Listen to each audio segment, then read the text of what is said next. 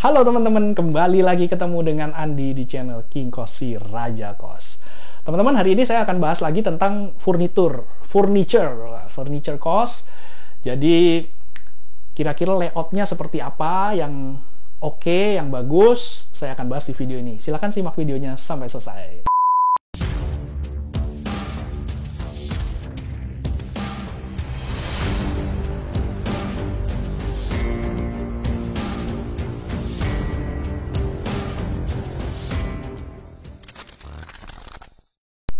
Nah teman-teman, ini pengalaman saya ya. Kembali lagi, apa yang saya ceritakan, apa yang saya bagikan di video ini semua berdasarkan pengalaman saya selama 8 tahun mengelola puluhan kos dan ratusan kamar.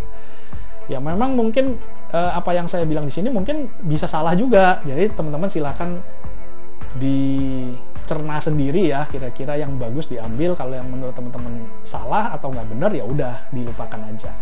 Nah teman-teman, untuk furniture kalau di kos-kosan itu kan standarnya, kalau kosnya isian, kos eksklusif itu kan biasa ada lemari, meja, kursi, sama ini apa kasur ya, spring bed.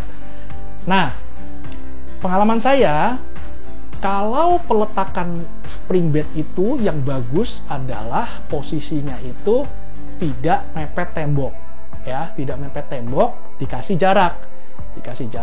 Biasanya kan kalau di hotel-hotel gitu kan biasanya kan memang spring bed itu di tengah, terus kiri kanannya itu kan biasa dikasih nakas. Nah fungsinya apa sebenarnya sih nakas itu? Fungsinya nakas itu selain untuk nyimpen barang juga sih, fungsinya adalah supaya untuk menjaga supaya itu tidak mepet tembok ya. Kenapa saya bilang sebaiknya tidak mepet tembok? Karena kalau kasur atau tempat tidur kita itu kita pepetkan di tembok, biasanya secara tidak sadar anak kos itu akan bersandar di tembok ya. Dia akan bersandar sambil baca, terus sambil nonton TV atau sambil nonton film di laptop segala macam, itu sandaran di tembok. Efeknya adalah, atau mungkin kalau pas lagi tiduran dia kakinya naik ke tembok gitu ya.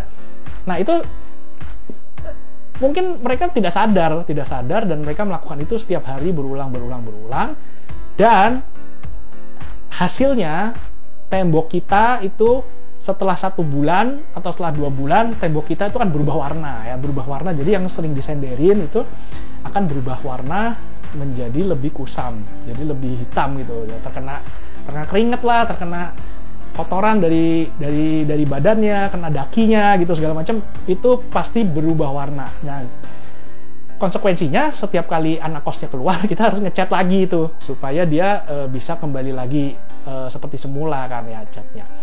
Nah itu makanya kalau memungkinkan ya, ini saya bilang kalau memungkinkan itu kalau bisa sih dikasih jarak tempat tidur, jangan nempel sama tembok.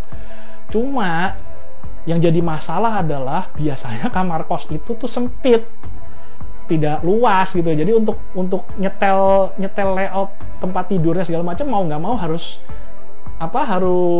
mepet tembok gitu kan. Ya mau nggak mau ya kalau kayak gitu ya konsekuensinya tadi yang saya bilang. Jadi setiap kali ada anak kos keluar, kalau memang temboknya udah hitam ya kita cat lagi. Atau memang misalnya kita nggak mau ngecat ya kita pasangin keramik aja.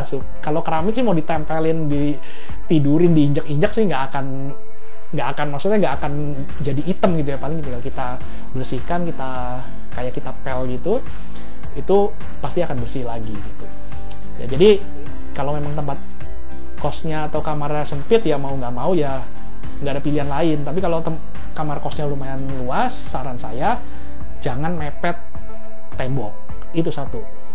Nah terus lemari ya, posisi lemari itu juga jangan mepet tembok.